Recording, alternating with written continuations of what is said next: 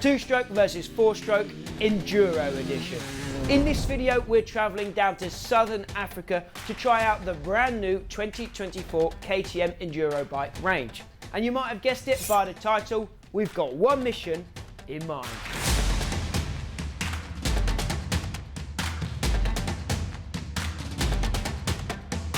It never fails to amaze me just how popular enduro and off-road riding is around the world. We have dipped our toes into the discipline already this year at the Fast Eddie Extreme Enduro Super Series. But I think it's safe to say that we're still enduro noobs. But hopefully this video will change that. The one thing I do know about enduro is that unlike motocross, two-stroke machines are still the favoured bikes for many of the world's elite enduro stars. So that got me thinking, what machine would be best for an enduro virgin like me? Two-stroke or four-stroke?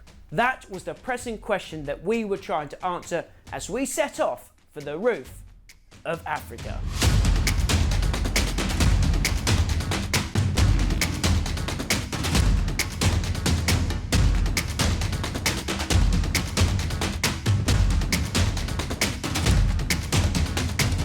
Unfortunately, I had a clash in my calendar, which meant that I personally couldn't attend this KTM event.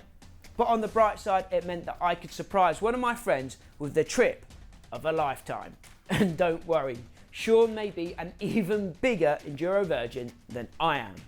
This was the moment that I let him in on the secret. Right, so Sean doesn't know this yet, but we've signed him up for a little adventure down in Africa to test the 2024 KTM Enduro bikes. I've got him some presents to kind of sweeten the deal for him because I am chucking him in at the deep end. Not really an enduro rider, he's never been to Africa, never done a hard enduro, so he might be a little in over his head maybe. Sure. You know, you said like back in the day you used to do enduro. Well, I had a go at I won't say I did enduro, but I had a go at enduro. So, I've signed you up for a little adventure. You what? So, KTM invited us, well you, to go and test the 2024 enduro bikes. Right. The one, not catch, but one caveat, it's down in Africa, South Africa, Lesotho. Yeah, the Roof of Africa Trail hard enduro course. It's pretty extreme. Let's put it that way. Am I going on my own? There'll be a couple of guys from the UK going with you, Right. different publications, and someone from KTM will look after you. But not you guys. But not me. No, Just- well, I'm just going to send you on your own. Oh, cool. You up for it? Yeah, man. So I got you 100%. some presents just to kind of Right. sweeten the deal. And I mean, I've done one enduro trip before and I made the most rookie mistake. Right. So I've got you this 24MX gear bag for all your gear. Do I get in there? So this is the 24MX gear bag, Wow. boot compartment, helmet compartment. Put all your gear in there. Awesome. Keep your gear safe on your travels. This is the rookie mistake I made. Who's got wheels I on went it? to enduro riding in Bulgaria. Didn't take a camelback, so make sure you've got a camelback. So Oh, you in the African sun. awesome, mate. Thank you. You're not gonna What's dehydrate. that? That's Oh, that your goes little inside tube. it. Yeah. So That goes inside. we're here today testing Kong for the first time, and you're gonna go on this trip. It's in 3 weeks' time.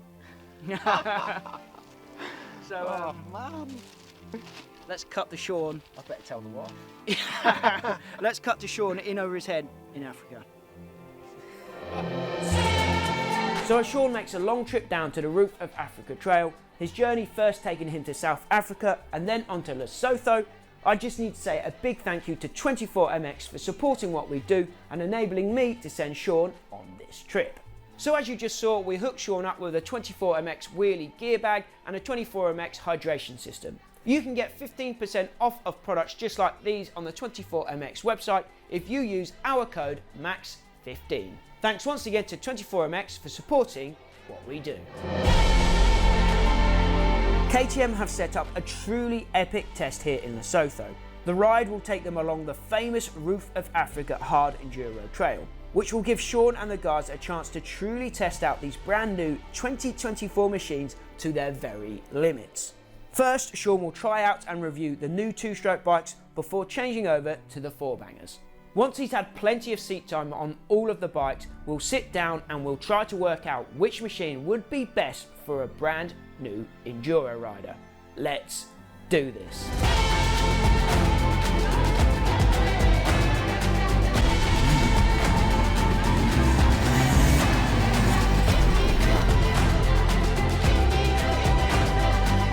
So for 2024, KTM have said that their enduro bikes are 95% new, and that these are the most developed bikes since 2012 at the very least. They boast 3 models in the 2-stroke lineup. Sean will be riding the 150, 250 and 300cc EXC machines today in Lesotho. Both the 2-strokes and the 4-strokes share a lot of the same upgrades, but the headline stealer for the 2-stroke is definitely the new throttle body injection system with separate oil injection. These new 2-strokes are fuel injected machines, but they swapped out the old TPI system for the new TBI system. This is supposed to have a few clever benefits, but in the main I think it's just supposed to make life easier for the everyday off-road rider. You get the benefits of the modern TBI system whilst not having to mess around with premix. The 2-strokes also have no kickstarts whatsoever, not even as an option. Both 2-stroke and 4-stroke machines feature the new WP closed cartridge forks, as well as an all-new hydroformed laser cut robot welded frame with a 2-piece subframe bolted on, which should provide better rider feedback and straight line stability. I'll go through more of the new features when we jump on the 4-strokes, but for now I'll hand you over to Sean and he'll give us his thoughts on the 2-smokers.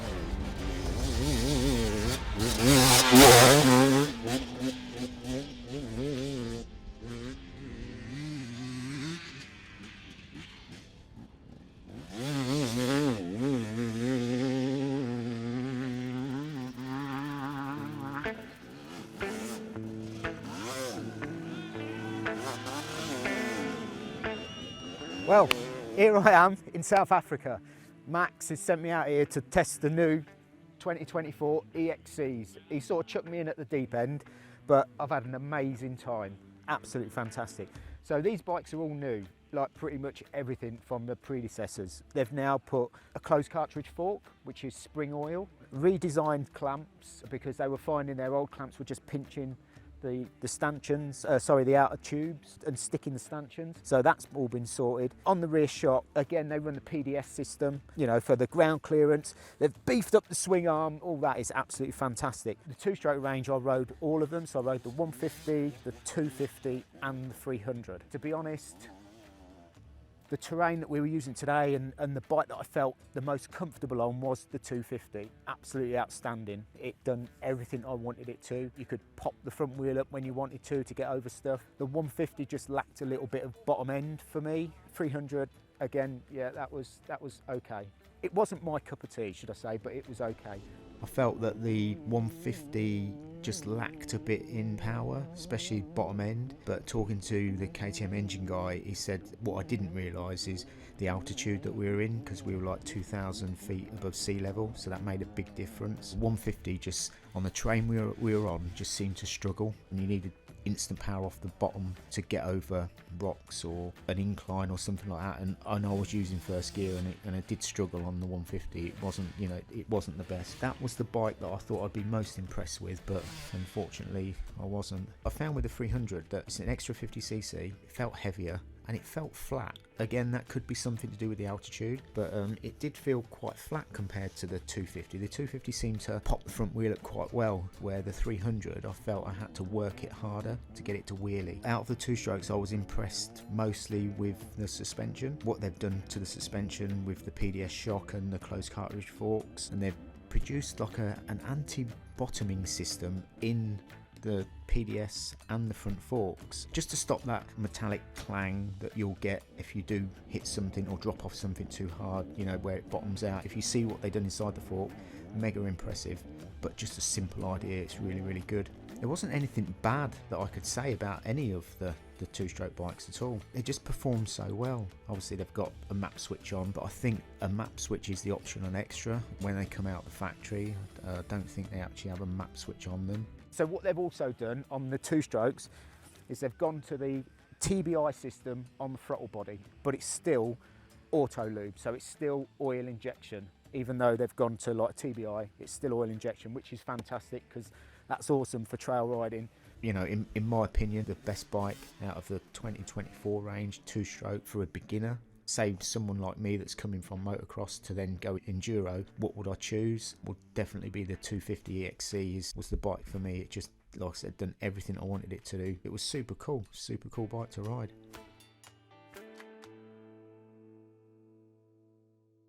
The 2024 KTM EXC-F 4-stroke range includes a 250, 350, 450 and 500.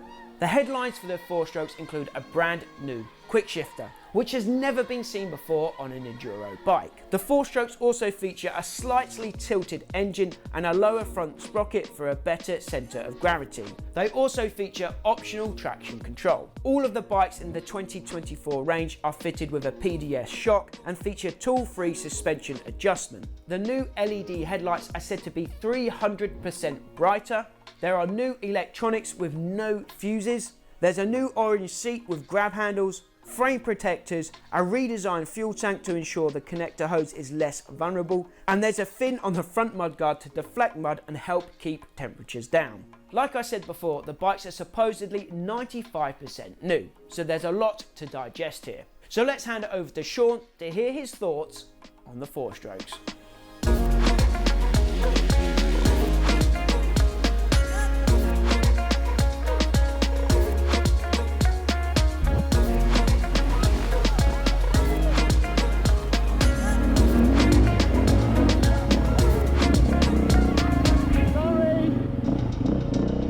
So we'll move over to the 4-stroke. Again, it's all new. They've pretty much done the same thing as they have with the 2-stroke. So PDS system, beefed up the swing arm, forks, everything is there. The 4-strokes actually has got the quick shifter system on it, and the 2-strokes don't. You can't really notice it. A lot of the trails that we've done today was very technical, so you weren't really using the quick shifter. I turned it off because I just didn't see the point of using it with the terrain that we were using today, but probably back in England, you know, sprint enduro, hare and hound, yeah, you'd have it on all day long. I tried the 250 and I tried the 350. They were the only ones that I got to try. I didn't feel that I had any need to ride the 500 on the terrain that we were riding. I would have found it very difficult. Done the similar thing again with the 4-strokes, so the frame is exactly the same from the 250 to the 450. In the 4-stroke range, they run the same frame, same running gear, same everything. It's just the engine that's different. Again, you know, the bikes were very impressive. The 350 for me, it was, again, it did everything I wanted it to. I turned all the aids off, so I turned the traction control off, I had it in map 2, and it was just awesome. It just popped the wheel up wherever you want. The 250, like, super bike. It didn't lack power. It was a very good bike. Really enjoyed riding both. I was impressed with the 350 out of the 4-stroke range. Well, it's just the equivalent of the 250 EXC. You know, it done everything I wanted it to. You could pop the front wheel up when you wanted to. It'd lug up a hill quite easy. It was a joy to ride, and I did enjoy my time on the 350. Again, I don't think there's any bad bits about them. Not that I can think of. I just think, you know, they were just, what they'd done, all the changes they'd made were just really positive.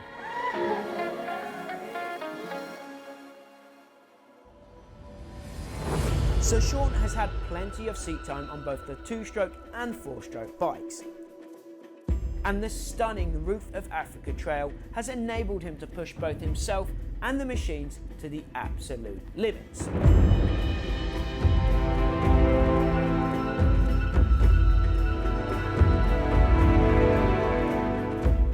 But which bike does Sean think is best for beginners just getting started in enduro? Let's find out.